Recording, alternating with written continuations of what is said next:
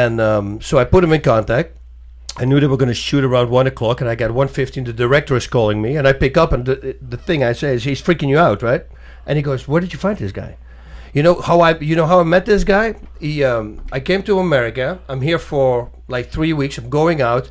He approaches me. He's in a bar, and he goes, man, we watch all your fights from Pancras. We watch it here on pay-per-view.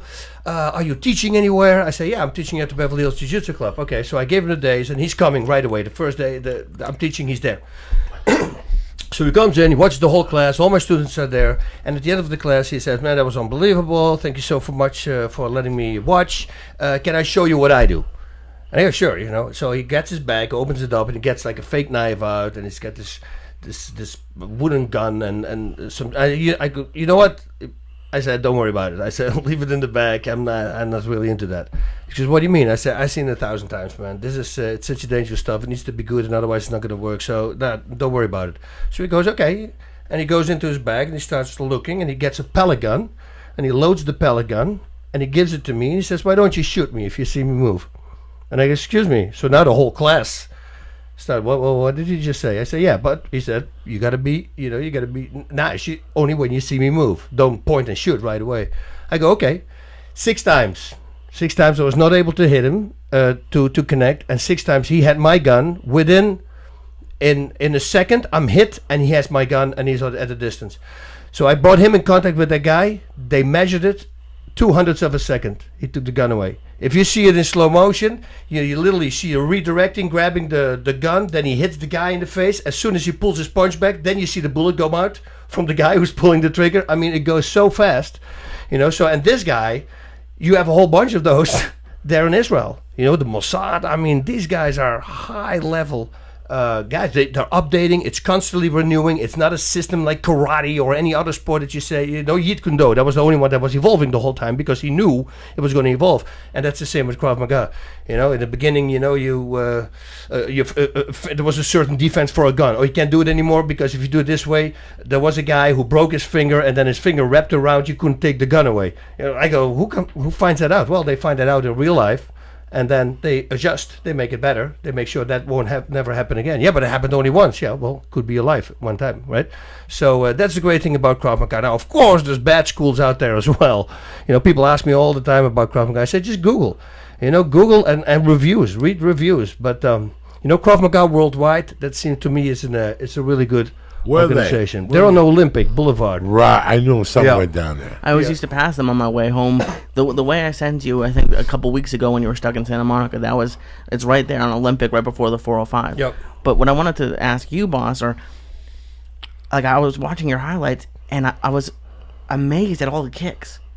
Like you just don't really see that much now. And we saw it last night with Cowboy. But why do you think more people don't? Why do you think it's such an amazing tool for you that more people aren't using? Because I don't really think you see that many kicks. You know, it's first of all, your legs are longer than your arms. So you know, if I know the guy's a good striker, I'm a better kicker. You know, so then I just keep him away with my legs. The thing is, though, you need to be powerful. You know, the thing you hear me say for the last 8 or 9 years on Inside MMA is single kicks, never throw a single kick. And we get highlights from around the world.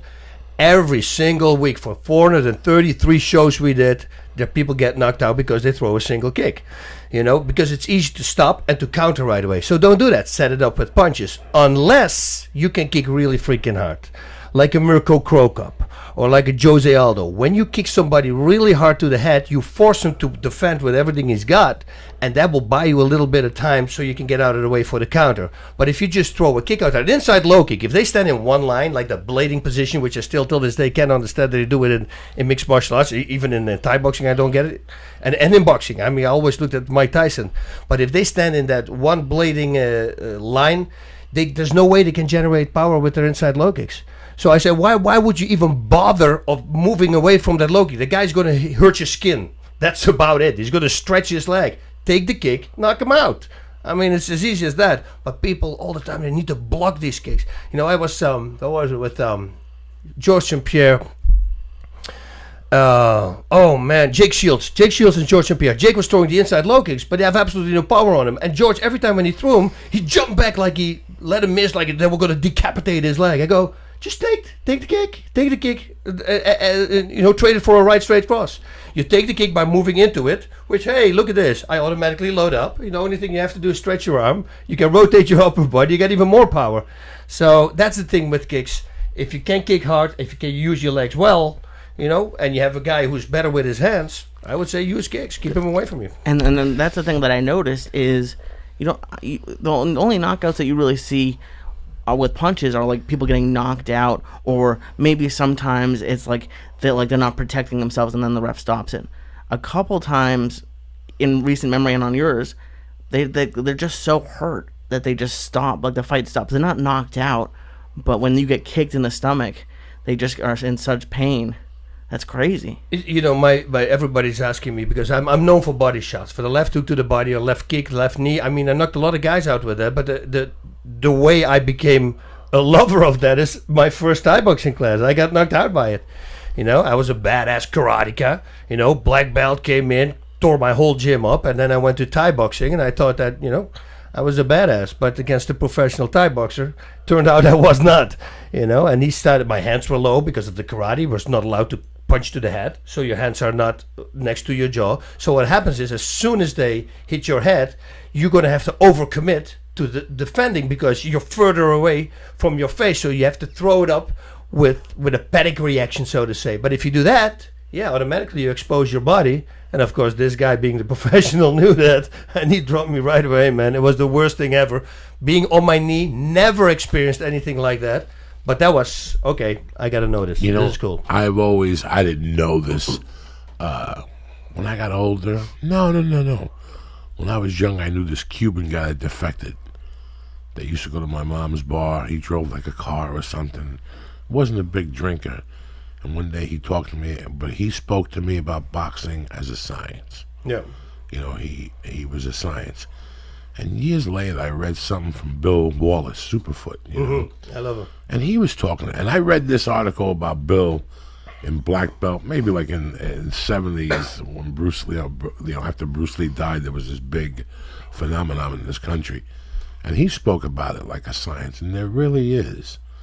There really is a science to kicking and punching. When you go to karate, I went to Goju Karate. Rashad? Yeah. What's his, not Rashad, Rasad. Eddie Bravo. Of course. He's black. Yeah. His dad was my first karate teacher when I came from Cuba. Oh, really? Told me it's not a small fucking world. That is the craziest thing ever.